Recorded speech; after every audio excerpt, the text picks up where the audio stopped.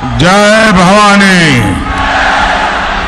जय भवानी, जय शिवाजी। छत्रपति शिवाजी महाराज की, छत्रपति शिवाजी महाराज की।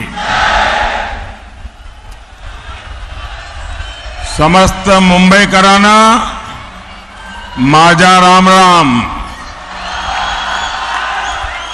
कसे आहात तुम्ही?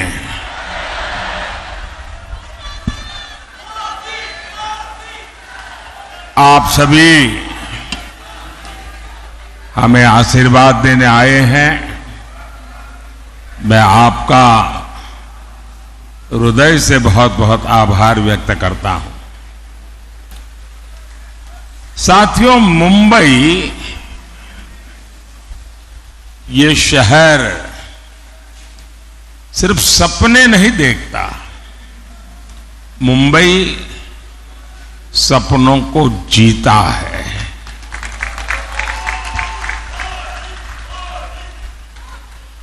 कुछ कर गुजरने का संकल्प लेकर चलने वालों को मुंबई ने कभी निराश नहीं किया है। इस ड्रीम सिटी में मैं आपसे 2047 के ड्रीम को लेकर के आया हूं।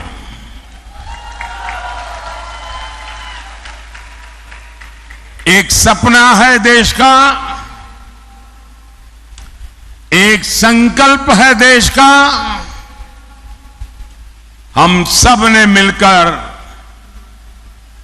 विकसित भारत बनाना है और इसमें मुंबई की बहुत बड़ी भूमिका है। साथियों, आप मुंबई के लोग रफ्तार की कीमत सबसे ज्यादा समझते हैं। भारत के साथ आजाद हुए कितने ही देश हमसे आगे निकल गए। हम क्या किसी से कम थे?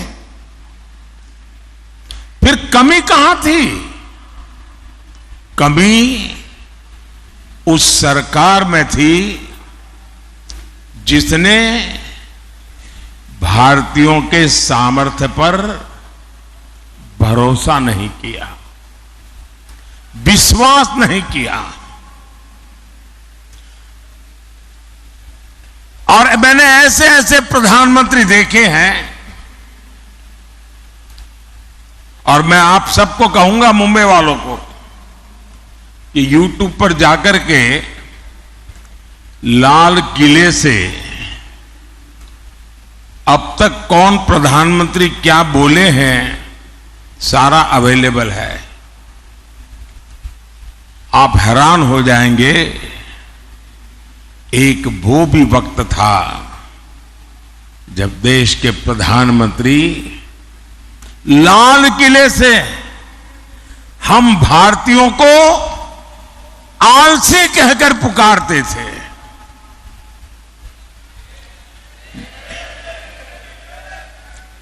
जिन सरकारों की सोच ऐसी रही हो, वो देश को कभी आगे नहीं बढ़ा सकते।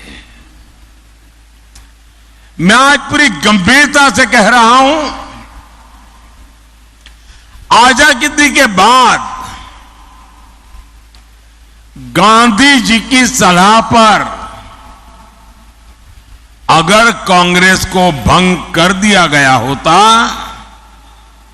तो आज भारत कम से कम 5 दशक आगे होता।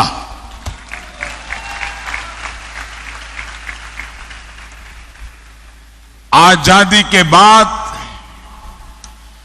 भारत की सभी व्यवस्थाओं का जो कांग्रेसीकरण हुआ उसने देश के 5 दशक बर्बाद किए हैं। साथियों, देश आजाद हुआ तो भारत दुनिया की 6ठी बड़ी अर्थव्यवस्था था। हम दुनिया में नंबर 6 पर थे और 2014 में जब कांग्रेस गई और हमें जब सत्ता सुपुर्द की, तब देश की अर्थव्यवस्था 6 नंबर से 11 नंबर पहुंच गई थी। ये इन्होंने काम करके गए हैं। और जब से आपने इस सेवक को काम दिया, 10 साल में आज देश दुनिया की 5वें नंबर की आर्थिक ताकत बन करके खड़ा है।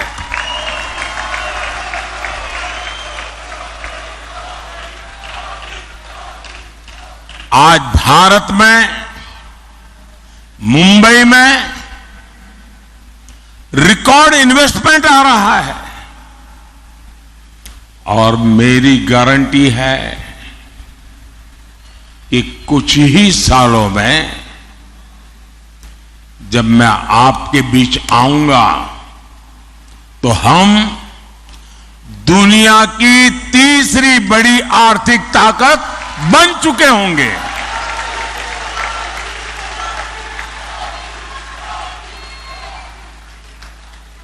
और मैं आपको भी गारंटी देने आया हूं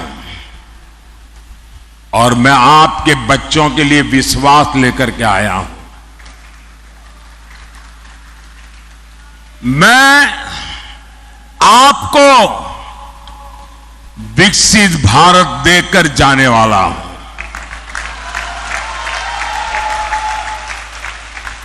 और इसलिए मोदी 24/7 फॉर 2047 के मंत्र के साथ हर पल आपके नाम, हर पल देश के नाम जी जान से जुटा है। साथियों, कुछ लोग कहते हैं कि मोदी जो ये कहता है वो असंभव है। निराशा की गर्त में डूबे हुए लोग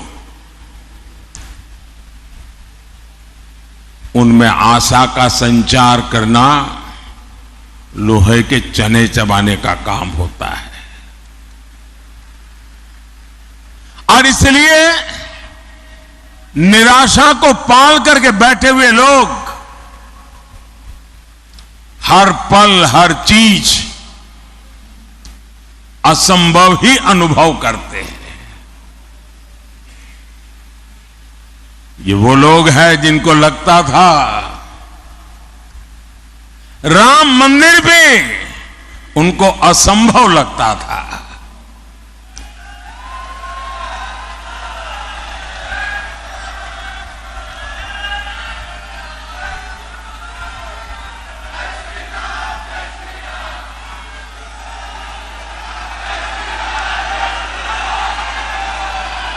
साथियों, दुनिया को कभी न कभी इस बात को स्वीकार करना पड़ेगा कि भारत भूमि में रहने वाले लोग अपने विचारों के इतने पक्के थे, अपने इरादों के इतने पक्के थे कि एक सपना लेकर के 500 साल तक लड़ते रहे।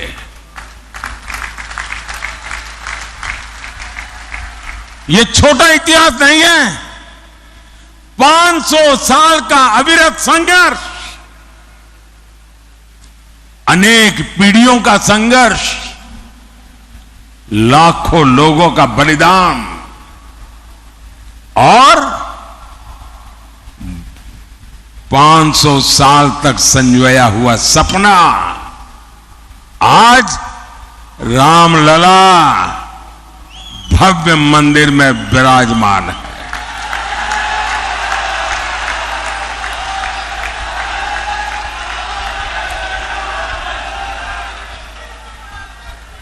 ये निराशा की गर्त में डूबे हुए वो लोग हैं जिनको आर्टिकल 370 का हटना भी असंभव लगता था। आज हमारी आंखों के सामने आर्टिकल 370 की जो दीवार थी ना, उस दीवार को मैंने कब्रिस्तान में गाड़ दिया है।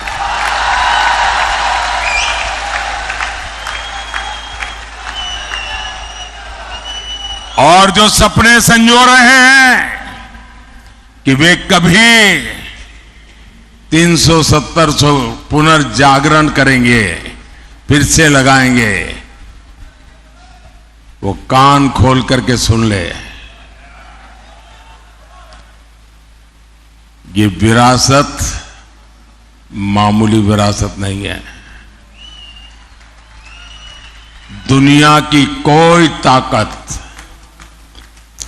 दोबारा 370 नहीं ला सकती है।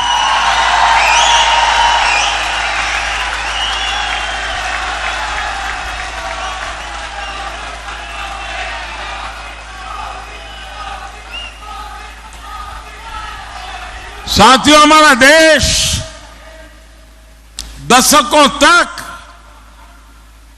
सीरियल बम धमाकों से लहूलुहान होता रहा। आतंकी हमलों से मां भारती का सीना चीर दिया जाता था। मुंबई जैसे हमारे शहर थर्राते रहते थे।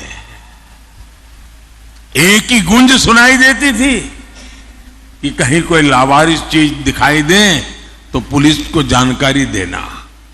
एयरपोर्ट जाओ, स्टेशन पर जाओ, हर जगह पे लिखा रहता है लावारिस चीज को हाथ पर लगाना, लावारिस चीज से चौकन्ना रहना। 10 साल हो गए, सुना है क्या? सब बंद हो गया कि नहीं होगा? ये इनको असंभव लगता था। और अभी राज बता रहे थे 3 तलाक। देश की संसद ने 3 तलाक को ही तलाक तलाक तलाक कह दिया।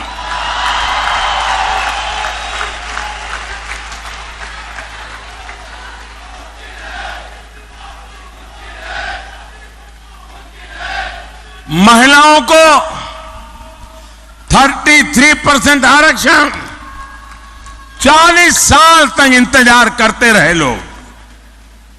संसद में बहस होती थी और जो आज संविधान को सर पर रख करके नाच रहे हैं, उन लोगों ने पार्लियामेंट में 33% आरक्षण के बिल को छीन करके फाड़ दिया था।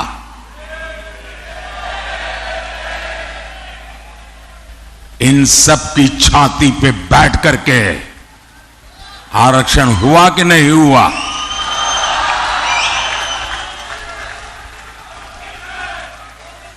कांग्रेस 60 साल तक कहती रही कि गरीबी हटाएंगे, और इनकी तो फैशन थी। और आप सचमुच में थोड़ा जो हिस्ट्री में रुचि रखते हैं, जरा देख लीजिए। आप लाल किले से इन प्रधानमंत्रियों के भाषण सुनेंगे और इन परिवार के सभी प्रधानमंत्रियों के भाषण सुनेंगे, तो उनके 20-25 मिनट के भाषण में 10 मिनट वो गरीबी पर बोलते थे। और कोई भी चुनाव का उनका भाषण सुन लीजिए, वो गरीब गरीब गरीब गरीब गरीब गरीब गरीब गरीब गरीब गरीब गरीब गरीब गरीब गरीब गरीब गरीब गरीब गरीब माला ही जपते रहते थे। लोगों की आंख में धूल झोंकते थे और गरीबों को एहसास कराते रहते थे कि तुम तो गरीबी में जीने के लिए ही पैदा हुए हो। इस देश में गरीबी को हटाना असंभव लगता था। भाइयों बहनों, मोदी ने 10 साल में 25 करोड़ लोगों को गरीबी से बाहर निकाल करके दिखा दिया है।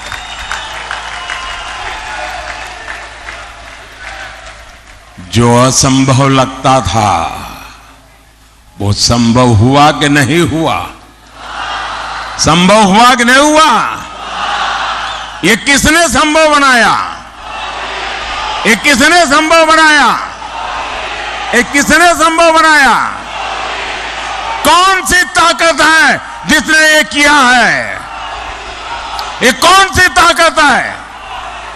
मोदी नहीं, ये आपके वोट की ताकत है ना, इसके कारण हुआ। ये आपके वोट का सामर्थ्य है।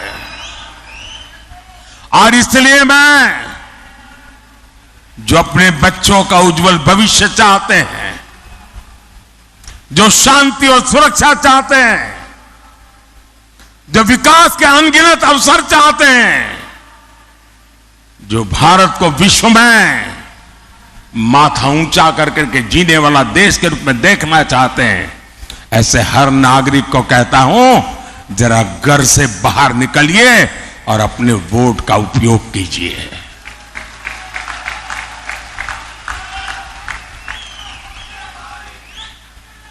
और मेरा आपसे आग्रह है, मैं आज मुंबई करके पास आया हूं, आपसे आशीर्वाद मांगने आया हूं। आप रिकॉर्ड तोड़ करके सारा मतदान करके दिखाइए इस बार। और जब मतदान करने के लिए घर से निकले ना, तो याद करना, कभी वो बम धमाके हुआ करते थे, सुबह घर से निकलते थे तो शाम को जिंदा लौटेंगे कि नहीं लौटेंगे इसका कोई विश्वास नहीं था। आज गर्व के साथ आपकी बेटी शाम को आनंद से घर लौट सकती है, ये याद करके जाना। और कमल पे और मेरे साथियों के जो सिंबल है उन पे अपना बटन दबा करके मोदी को जरा मजबूत कीजिए।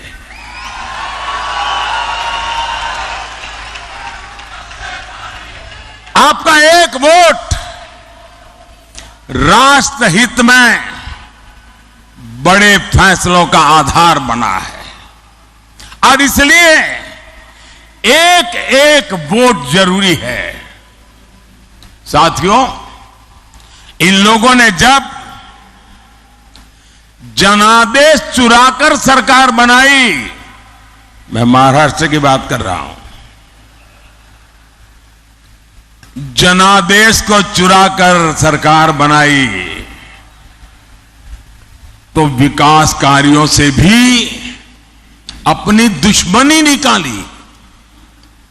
बुलेट ट्रेन का काम हो, मुंबई मेट्रो का काम हो, डेडिकेटेड फ्रेट कॉरिडोर हो, जेएनपीटी में कंटेनर टर्मिनल का काम हो, मुंबई से जुड़े हर बड़े प्रोजेक्ट को इन्होंने लटकाया, अटकाया और भटकाया।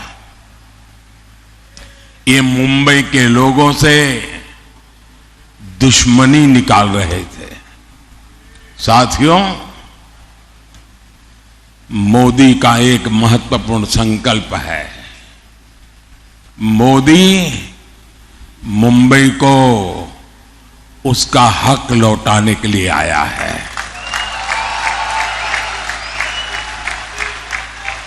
आज दुनिया का आधुनिकतम इंफ्रास्ट्रक्चर मुंबई को मिल रहा है। आज यहां अटल सेतु है, मुंबई मेट्रो का विस्तार हो रहा है, मुंबई लोकल का आधुनिकीकरण हो रहा है, नवी मुंबई में एयरपोर्ट बन रहा है, वंदे भारत ट्रेनें चल रही हैं, और वो दिन दूर नहीं जब देश की पहली बुलेट ट्रेन मुंबई को मिलेगी।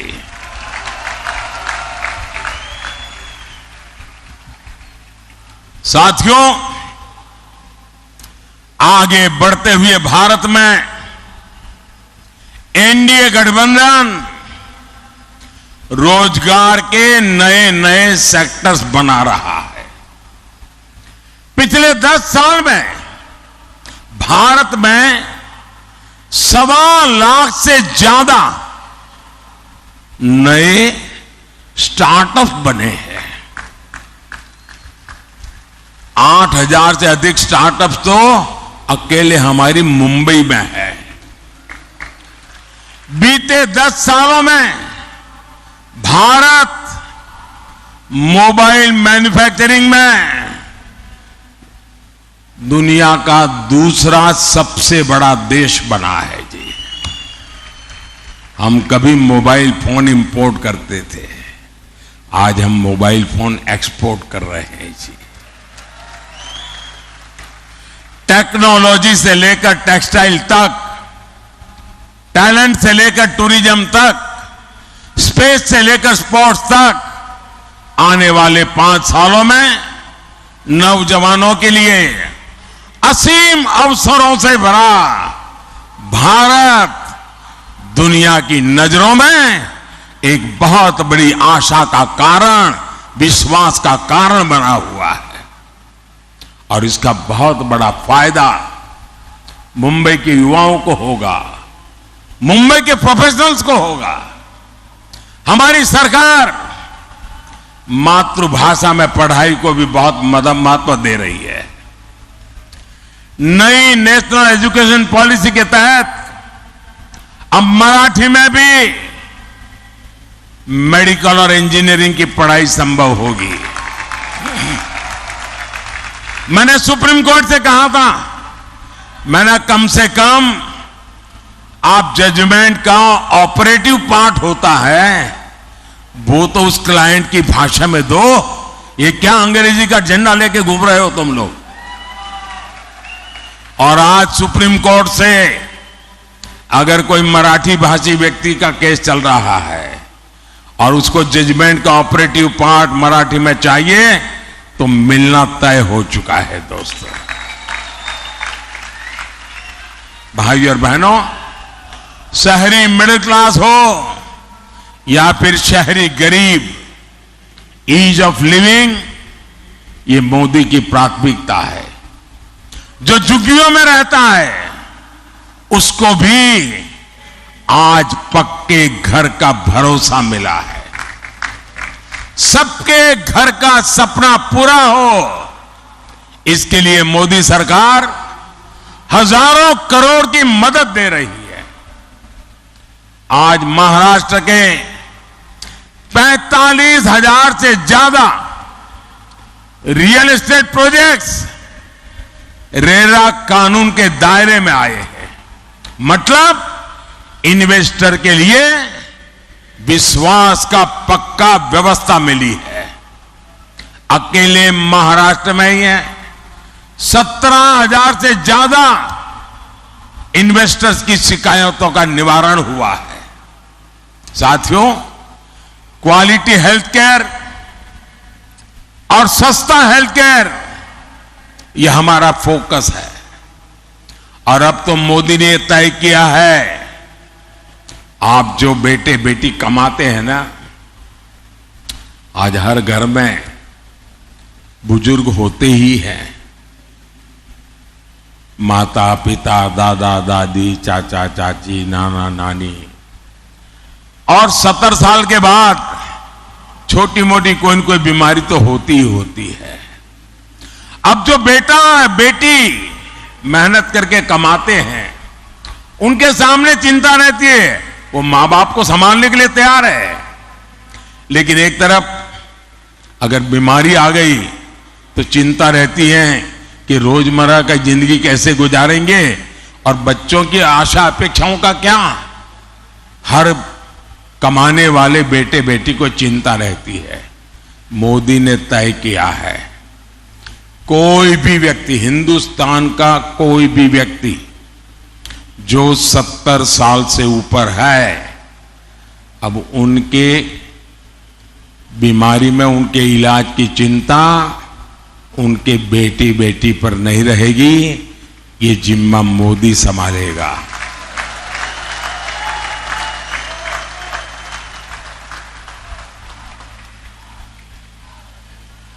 हम जानते हैं मेडिकल इंश्योरेंस कराने में आपको कितनी दिक्कत आती थी। वो भी अब भूल जाइए।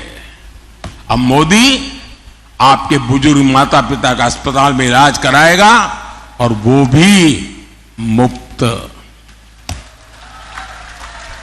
भाई और बहनों, 10 साल पहले तक सामान्य गरीब और मिडिल क्लास के लिए बैंक लोन सपना होता था।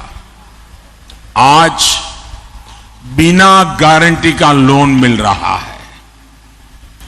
पहले फुटपाथ पर रेहड़ी पर काम करने वालों को बैंक के दरवाजे तक जाने की हिम्मत नहीं थी। जिनको कोई नहीं पूछता था, मोदी उनको पूजता है।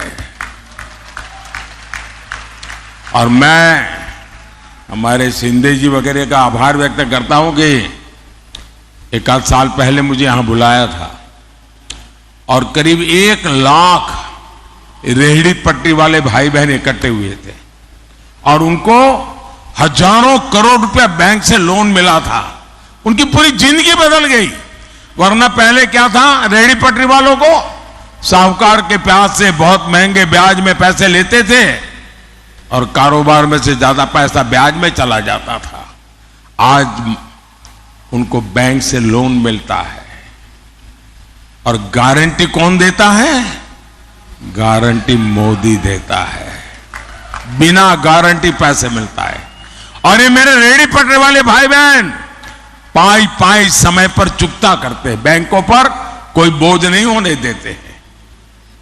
साथियों, मोदी के पास 10 साल का रिपोर्ट कार्ड है और 25 साल का रोड मैप भी है। और दूसरी तरफ इंडी गठबंधन वालों के पास क्या है? जितने लोग उतनी बातें, जितने दल उतनी घोषणाएं और जितने दल उतने प्रधानमंत्री। कांग्रेस के माओवादी मैनिफेस्टो में जितनी घोषणाएं हैं, अगर उनका हिसाब लगाएं तो देश दिवालिया हो जाएगा। इनकी नजर हमारे मंदिरों के सोने पर है। इनकी नजर महिलाओं के मंगलसूत्र पर है। इन लोगों ने 50% इनहेरिटेंस टैक्स का आइडिया फ्लॉट किया है। यानी आप अपने बच्चों को अपनी विरासत नहीं दे पाएंगे। आपने कितनी मेहनत करके कितना ही कमाया हो, इकट्ठा किया हो, आधा ये सरकार छीन लेना चाहती है, आपको बच्चों को नहीं देने देगी। ये आपकी प्रॉपर्टी का एक्सरे करके अपने वोट बैंक को, जो वोट जिहाद करते हैं ना, उनको देने के लिए वो निर्णय कर चुके हैं। साथियों, ये इनके इरादे बड़े खतरनाक हैं। कांग्रेस के लिए ये अस्तित्व बचाने की लड़ाई है। वो किसी भी हद तक जा सकती है। साथियों, मुंबई तो भारत का इकोनॉमिक पावर हाउस है। आप देखिए, 10 साल पहले शेयर बाजार कहां था और आज कहां है। आज देश के लाखों लाख छोटे छोटे निवेशक बाजार से जुड़े हैं। दुनिया के 4th लार्जेस्ट स्टॉक मार्केट पर देश दुनिया का भरोसा बढ़ता जा रहा है। इंडी अगाड़ी वाले जो साजिश से रच रहे हैं, उसका एक मकसद इस भरोसे को भी तोड़ना है। मैं आपको सावधान कर रहा हूं, कांग्रेस और इंडी अगाड़ी की माओवादी इकोनॉमिक्स मुंबई के पहिए ही जाम कर देगी। दोस्तों, मैं कल्पना करता हूं कि इनकी सोच देश के लिए कितनी बड़ी भयंकर आर्थिक स्थिति पैदा कर सकती है। साथियों, मुंबई चैत्य भूमि से प्रेरणा पाती है। ये भी हमारी सरकार है जिसने चैत्य भूमि सहित देश दुनिया में बाबा साहब के पंच तीर्थ विकसित किए हैं। साथियों, शिव तीर्थ की इस भूमि में यहां कभी बाबा साहब ठाकरे और वीर सावरकर की हुंकार गूंजी थी, लेकिन आज विश्वासघाती अघाड़ी को देखकर उनकी आत्मा को कितना दुख होता होगा। ये नकली शिवसेना वाले, इन्होंने बाला साहब को धोखा दिया, इन्होंने शिव सैनिकों के बलिदान को धोखा दिया। सत्ता के लिए ये राम मंदिर को गाली देने वालों के साथ चले गए। सत्ता के लिए ये मुंबई हमले के बाद पार्टी कर रहे लोगों के साथ चले गए। जो कांग्रेस दिन रात वीर सावरकर को गालियां देती है, आज उसकी गोद में बैठे हैं।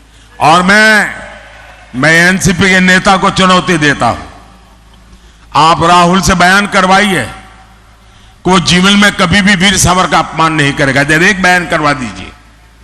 अभी उन्होंने चुनाव के लिए चुप करवाए, ताला मारा है उसको, लेकिन जरा बुलवा दीजिए एक बार कि मैं जीवन भर वीर सावरकर के खिलाफ एक शब्द नहीं बोलूंगा। जरा एक बार बुलवा लीजिए उनको। वो नहीं कर सकते क्योंकि उनको पता है चुनाव खत्म होते ही फिर से वीर सावरकर को गालियां देना शुरू करने वाले हैं। साथियों, महाराष्ट्र की मिट्टी के साथ धोखा करने वाले लोग, महाराष्ट्र के गौरव को ठेस पहुंचाने वाले लोग, साथियों, वो भी एक वक्त था कभी शिवसेना की पहचान यहां घुसपैठियों के खिलाफ खड़े होने की थी। आज वही नकली शिवसेना सीएए का विरोध कर रही है। इनको अब हिंदुओं, बौद्ध, जैन, सिख शरणार्थियों को नागरिकता देने पर भी आपत्ति है। हिंदुस्तान में ऐसा हृदय परिवर्तन किसी पार्टी का नहीं हुआ जैसा अभी की नकली शिवसेना का हुआ है। साथियों, अपने वोट बैंक को खुश करने के लिए, तुष्टीकरण के लिए इस पूरी अघाड़ी ने पूरी मुंबई को, पूरे देश को धोखा दिया है। जिस कसाब ने मुंबई करों को दहलाया, इस शहर को खून से रंग दिया, ये लोग उसको क्लीन चिट दे रहे हैं। जिस पाकिस्तान की आज दुनिया में कोई नहीं सुन रहा, ये अघाड़ी वाले सर्जिकल और एयर स्ट्राइक पर उसी पाकिस्तान की भाषा बोल रहे हैं। ये हमारी सेना को झूठा करार दे रहे हैं। छत्रपति शिवाजी महाराज की इस धरती का इससे बड़ा अपमान और क्या होगा। साथियों, इंडी अघाड़ी वाले लगातार बाबा साहब आंबेडकर का, हमारे संविधान का भी अपमान कर रहे हैं। बाबा साहब धर्म के आधार पर आरक्षण के खिलाफ थे। पूरी संविधान सभा एक मत हुई थी कि हमारे देश में धर्म के आधार पर आरक्षण नहीं होगा, लेकिन इंडी अघाड़ी वाले दलित, पिछड़े, आदिवासियों के हक का आरक्षण छीनकर धर्म के आधार पर वोट जिहाद करने वालों को देना चाहते हैं। सत्ता के लिए इनकी धोखेबाजी नहीं चलेगी। आर्टिकल 370 हटाकर देश में एक संविधान लागू कराने वाला मोदी संविधान का सबसे बड़ा रक्षक है। और जो लोग आज संविधान को माथे पर लेकर के नाच रहे, उन्होंने पहले संविधान के शरीर को तोड़ा। हमारे संविधान की जो पहली प्रत है उसमें एक हिस्सा है संविधान के संबंध में लिखा हुआ बातें, दूसरा उसमें चित्रकाम है। वो सब मिलाकर के एक संविधान बना है। और इन चित्रों में हजारों साल की हमारी विरासत को चित्रांकित किया गया है। इन्होंने पहला काम किया, पंडित नेहरू ने वो चित्र वाला संविधान अलमारी में रख दिया और सिर्फ बाद में उसकी आत्मा को उन्होंने चूर चूर कर दिया। अब ये लोग संविधान की पीठ पे छुरा भोंकने की कोशिश कर रहे हैं। मैं कांग्रेस को किसी दलित, पिछड़े, आदिवासी का आरक्षण कभी भी छीनने नहीं दूंगा और ये मोदी की गारंटी है। भाइयों बहनों, मैंने लाल किले से कहा था यही समय है, सही समय है, ये भारत का समय है।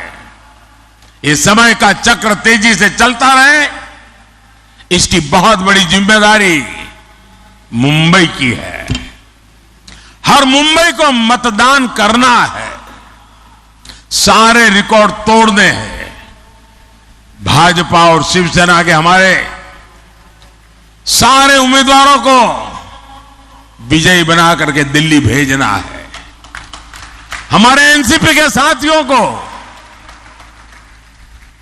मैं नकली वालों की बात नहीं कर रहा,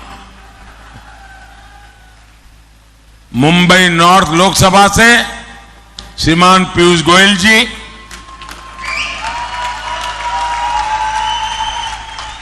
मुंबई नॉर्थ वेस्ट लोकसभा से रविंद्र वायकर जी, मुंबई नॉर्थ ईस्ट लोकसभा से मिहिर कोटेचा जी,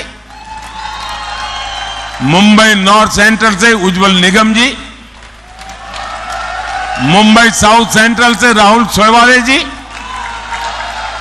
मुंबई साउथ लोकसभा से श्रीमती यामिनी यादव जी,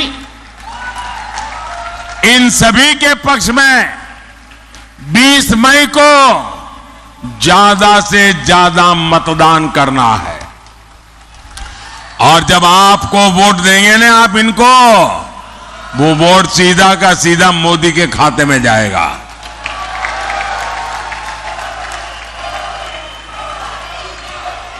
साथियों,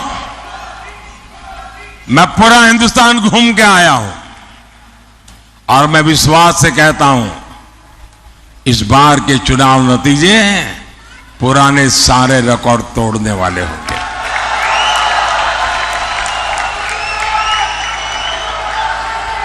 भारत एक बहुत बड़ी शक्ति के रूप में उभरेगा। 4 जून, और इसलिए साथियों आप सबका सक्रिय सहयोग, मेरे साथ बोलिए भारत माता की, भारत माता की, भारत माता की। बहुत बहुत धन्यवाद।